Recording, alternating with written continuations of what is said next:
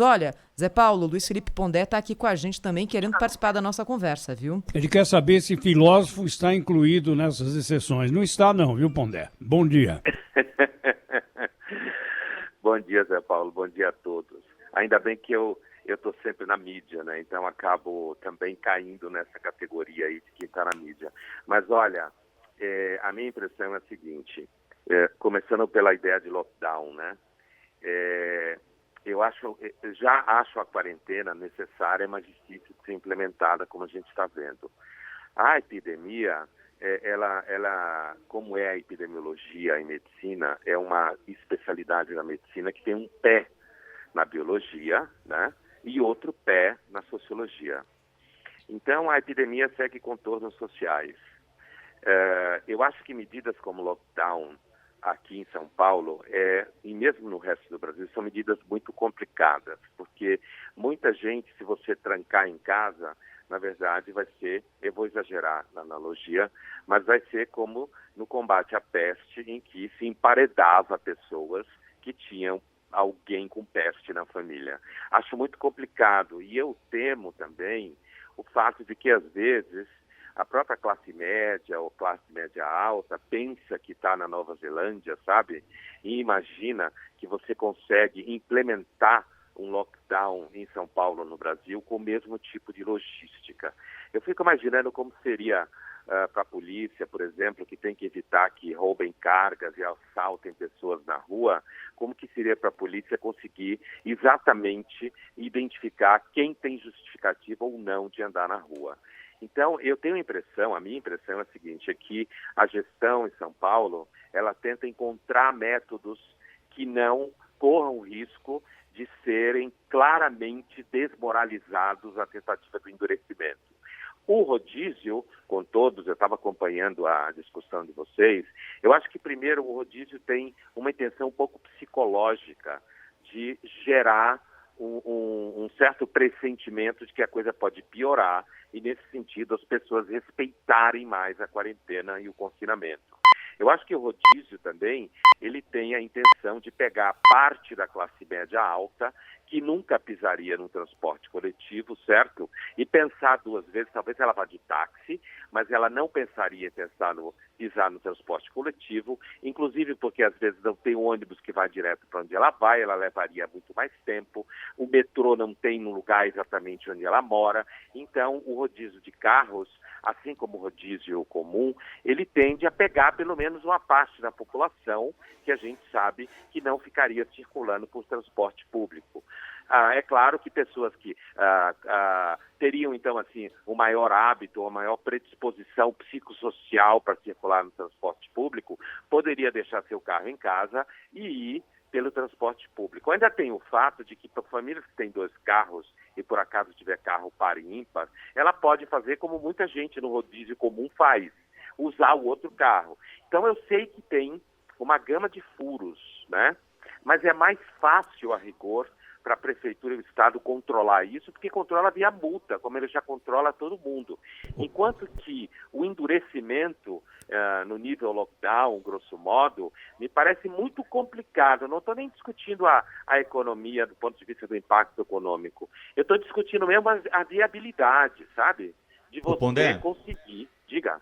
É o Pedro. Mas Oi, Pedro, esse efeito psicológico, bom dia, esse efeito psicológico aí que você tá trazendo para o debate, ele não funcionou no bloqueio que a prefeitura fez, por exemplo, do corredor norte-sul aqui, né? Você lembra que no começo da semana, a grande notícia aqui em São Paulo eram esses bloqueios aí feitos pela prefeitura. Então vamos bloquear o corredor norte-sul, as pessoas não vão sair de casa porque vão achar que vão pegar trânsito. Não teve esse efeito, a gente teve um congestionamento muito maior, a prefeitura recuou e agora vem com essa medida do rodízio. Eu queria aproveitar esse seu ponto para te perguntar o seguinte, será que a gente não está atrasando demais a decretação do lockdown que vai ser inevitável em São Paulo?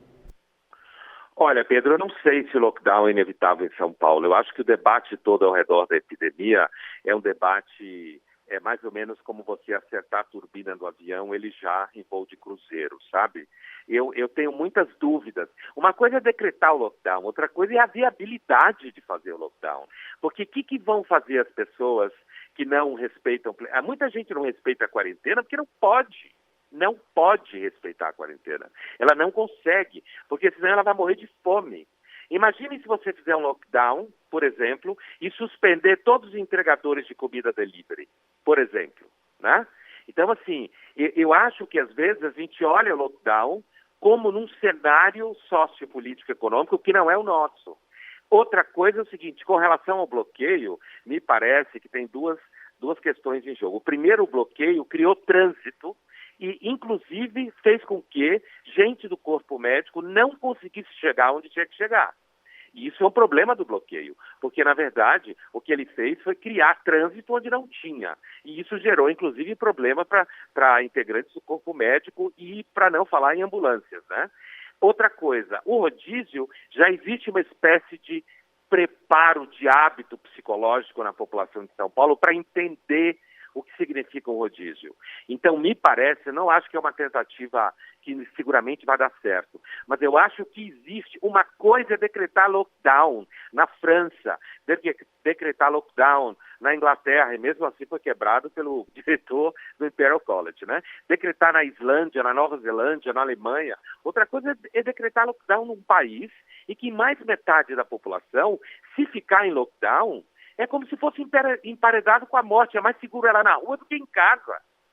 Então, às vezes eu acho que a gente importa ideias, sabe? A gente importa ideias, e já o nome inglês é um pouco representativo disso, né? Estão traduzindo lockdown por tranca-rua, né? O nome do Exu, para ficar mais compreensível. Tem gente que acha que lockdown é o nome de uma pessoa, né?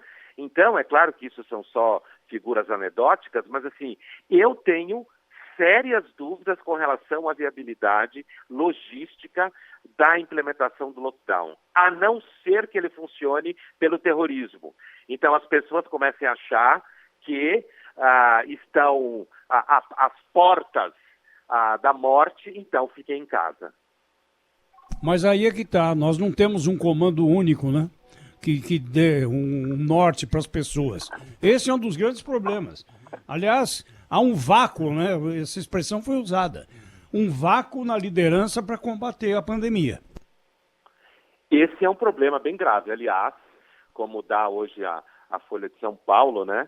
A revista Lancet, uma das maiores revistas de ciência do mundo, no seu editorial, faz referência ao Bolsonaro como sendo um pior ou mais grave empecilho ao combate da epidemia no Brasil. Um país com mais de 200 milhões de habitantes, o sexto país em tamanho do mundo, né, que tem uma direção irresponsável, seguida por, grosso modo, cerca de 30% de irresponsáveis, que vão em todos os níveis sociais, seja, inclusive médicos que são bolsonaristas, existem, jornalistas que são bolsonaristas, né? Empresários que são bolsonaristas.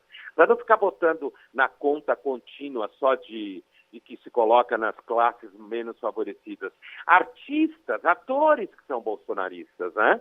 Então, a revista Lancet, no editorial, lança a mão de dizer que, de fato, o que você disse é o principal problema. Porque como você não tem uma organização na federação, os governadores e prefeitos às vezes ficam batendo cabeça, até na distribuição de insumos e ferramentas necessárias.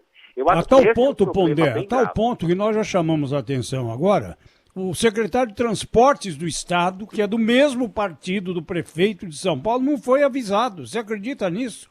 Agora, Quer você veja desorganização só, né, maior do que essa? E aí você tem a Prefeitura de São Paulo deixando o rodízio mais radical, o morador de São Paulo recebe essa mensagem, aí ele recebe essa outra mensagem que o Zé Paulo emite, que alguém do mesmo partido, que é responsável pelo metrô, não sabe dessa decisão, poucos dias antes dela entrar em vigor, e depois recebe uma terceira mensagem do presidente da República dizendo que no final de semana vai fazer um churrasco para 30 pessoas. Quer dizer, esse indivíduo faz o que exatamente? Ele respeita quem, né?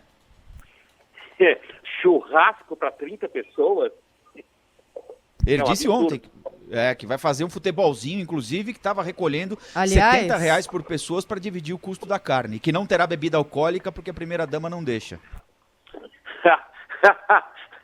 Então é porque de repente ela tem medo que façam besteira ou vaze para as redes sociais, ou quem sabe ela Ô, pode Pondé, ser por uma razão religiosa. Isso aqui que disse o presidente, ó. Eu convidei o garoto da CGU, tô cometendo um crime, vou fazer um churrasco no sábado aqui em casa, e convidei aí o Wagner, o ministro da CGU. Vai trazer o filho dele, 13 anos. Isso aqui não olhe pra lá, seu bicho vai pegar, tá certo? E vamos bater um papo aqui, quem sabe fazer uma peladinha, alguns ministros, alguns servidores mais humildes estão do meu lado, ok? Porque eu me coloco no lugar do Wagner, que com toda certeza tem em mim um amigo para esse momento.